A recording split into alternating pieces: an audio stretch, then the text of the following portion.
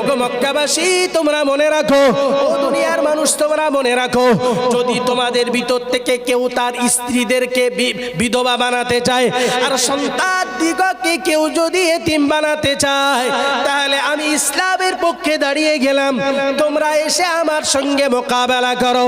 দারে আরকাম তো পাহাড়ের উপরে হযরত রাসূল করিম সাল্লাল্লাহু আলাইহি ওয়াসাল্লাম ওমরকে সঙ্গে নিয়ে 40 জন মানুষ নিয়ে তিনি মক্কা শরীফে প্রবেশ করছেন তাকবীরের ধ্বনি দিয়ে, আল্লাহু আকবারের ধ্বনিতে গোটা মক্কা শরীফ প্রকম্পিত হয়েছে। অবাক হয়ে গেল সবাই, এত এত এত এত অবাক হয়ে গেল সবাই, এত বড় সাহসকার, এতদিন পর্যন্ত কেউ তো ইসলামের পক্ষে দাঁড়াতে পারে নাই, আজ এত জোরে আওয়াজ কে দিল? ওই সেই হযরতে ওমর যিনি রাসূলের মাথাকে কাটতে গেছিলেন। হযরত ফাতেমার কোরআনের উপরে ওহদানিয়তের উপরে স্ট্রিক্টলি দাঁড়াবার কারণে ওমরের জীবন পরিবর্তন হয়েছে। সেই ওমর বীরত্বের মতো দাঁড়িয়ে তিনি লড়াই করেছেন। সর্বোপরি মনে রেখে দেওয়া দরকার, অন্তরের ভিতরে আল্লাহ পাকের ভয় ভীতি সঞ্চার হয়েছে। গোটা পৃথিবীতে ইসলামের স্বর্ণযুগ যত তৈরি হয়েছে আর কিয়ামত পর্যন্ত যে ওমর হযরত রাসূলের মাথা কাটতে গেছিলেন, সেই ওমরই পরবর্তীতে হয়ে গেলেন তাম পৃথিবীর মানুষের জন্য মুসলমানদের দ্বিতীয় খলিফা।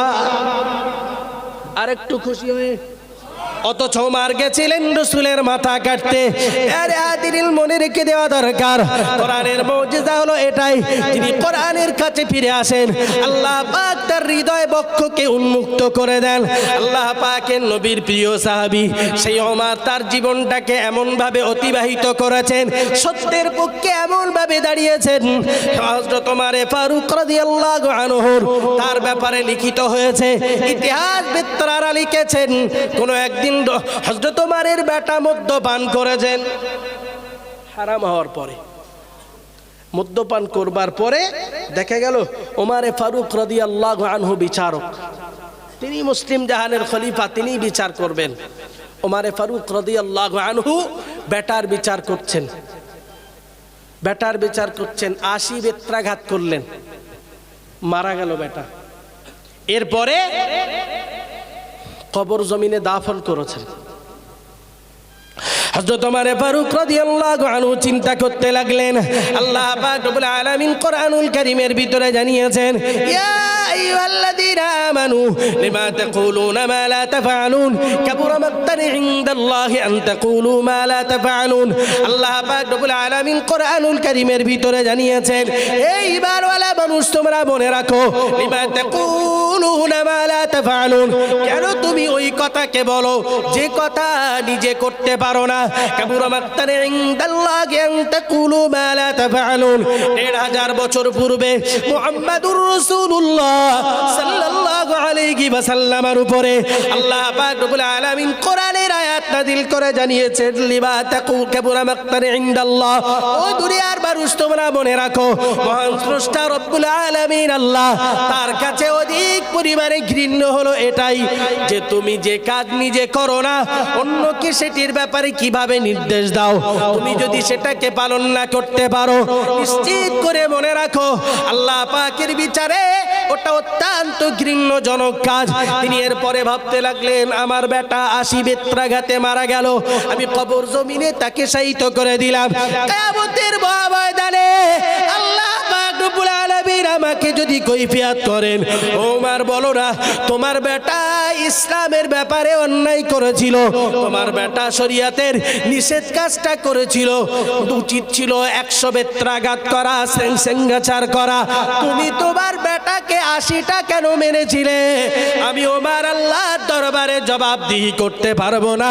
আল্লাহ পাকের নবীর প্রিয় সাহাবী হযরত ওমর রাদিয়াল্লাহু আনহু এই ভয়ে কবরের উপরে 20টা বেত্রাঘাত করে তিনি পূর্ণতা দিয়েছেন, গোটা পৃথিবীর মানুষের জন্য শিক্ষা দিয়েছেন।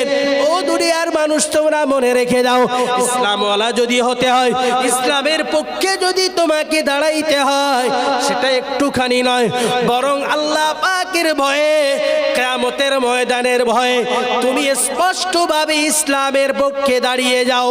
এটি ছিল হযরত ওমরের জীবনের ঘটনার প্রমাণ।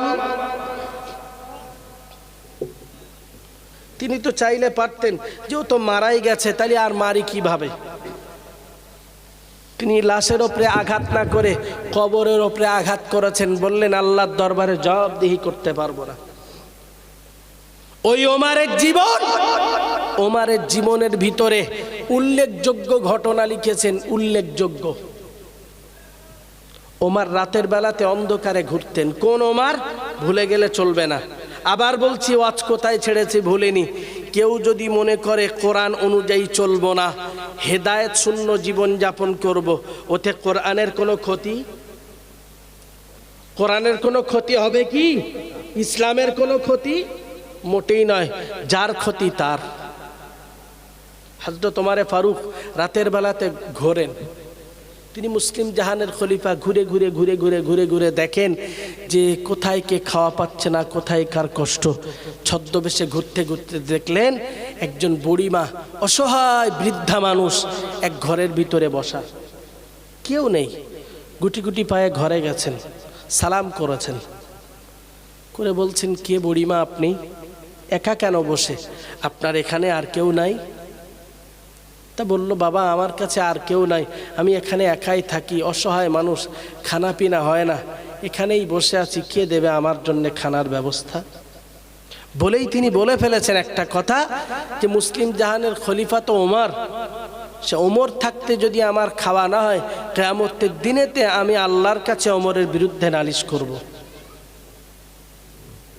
বুঝতেছেন কথা? হযরত ওমর একদম মানে প্রকম্পিত হয়ে গেলেন। আল্লাহু আকবার, কি কথা! বললেন, মা বসুন, আমি আসছি। চটজলদি উঠে গেলেন।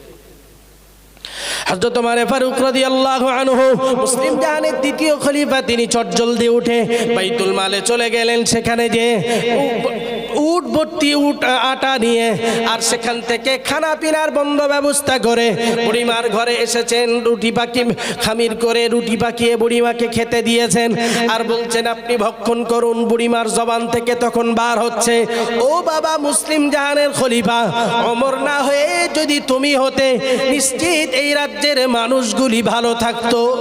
সুবহানাল্লাহ। আর একটু খুশি হয়ে বলেন। হযরত ওমরের চোখ দিয়ে পানি গড়িয়ে যায়। এবার তিনি খাওয়াতে খাওয়াতে বললেন, মা একটু আগেই না আপনি বলছিলেন যে ওমরের বিরুদ্ধে আল্লাহর কাছে কি নালিশ করবেন, এখন কি আপনি তার বিরুদ্ধে আর নালিশ করবেন? বুড়ি বাবার বলেছিলেন, ও বাবা তুমি কে একটু দয়া করে কি বলবে? হযরত ওমর ফারুক রাদিয়াল্লাহু আনহু কান্না ভরা চোখে বলেছিলেন, ও বুড়ি বা, আমি তো আর কেউ নয়, যার বিরুদ্ধে আপনার নালিশ আল্লাহর দরবারে, যার বিরুদ্ধে আপনি নালিশ করতে চাইছেন, আমি সেই হতভাগা ওমর। আমি আপনার জন্য আপনাকে দেখতে পারি নাই, আপনি কষ্ট পেয়েছেন, আপনার কাছে আমি ক্ষমা চাই, বন্ধ ব্যবস্থা করলাম। আপনার কাছে আমার কিছুই চাওয়ার নয়, শুধু একটি কথা, কি বলবেন? কিয়ামতের দিনে আমি ওমরের বিরুদ্ধে আল্লাহর দরবারে আপনি আসামি বানাবেন না। হযরত ওমর ফারুক রাদিয়াল্লাহু আনহু বলেছিলেন, ও বা, আপনি কি আমাকে আর কিয়ামতের ময়দানে আল্লাহর দরবারে আসামি বানাবেন? আজকের দিনের সাজা আমি সহ্য করতে পারবো, কিয়ামতের ময়দানে এই সাজা আমি ওমরের পক্ষে সহ্য করা সম্ভব নয়। ওমর ফারুক রাদিয়াল্লাহু আনহু বলার পরে মা বললেন, ওগো বেটা, ভুল বুঝো না আমাকে, আমি আল্লাহর দরবারে তোমার বিরুদ্ধে নালিশ জানাবো না। আরে হাদিরিন, মনে রেখে দেওয়া দরকার, আমার বলবার বিষয়বস্তু হলো এই জায়গাটায়, তিনি মুসলিম জাহানের খলিফা, এরপরেও তার অন্তরের ভিতরে এই খোদার ভয় কে ঢুকিয়ে দিল? তিনি একদিকে বেটার অন্যায়ের কারণে তার প্রতি ন্যায় বিচার করেছেন, অন্যদিকে মানুষ তার প্রতি আল্লাহ পাকের কাছে বিচার দেবেন বলেছেন। হযরত ওমর তো তাদের লোকজন ডেকে বলে দিতে পারতেন, যাও না ওই বুড়িকে ধরে নিয়ে আসো, ওর এত বড় দুঃসাহস, এত বড় রাজত্ব চালাতে যে তো একটু ভুল হতে পারে, ও কিনা আমাকে আল্লাহর কাছে আসামি বানাবে। এগুলো হলো কোরআনিক জীবন। কি জীবন? কোরআনিক জীবন। কোরআন অনুযায়ী যারা জীবন গড়ে, এগুলো তার চরিত্র। কোরআন বিরোধী মানুষের চরিত্র এটা নয়। যারা কোরআনের সঙ্গে সম্পৃক্ত হয়, আল্লাহ পাক তাদের হৃদয় রাজ্যকে এভাবে পুলকিত করে দেন। সুবহানাল্লাহ বলেন। ওই সেই হযরত ওমর ফারুক রাদিয়াল্লাহু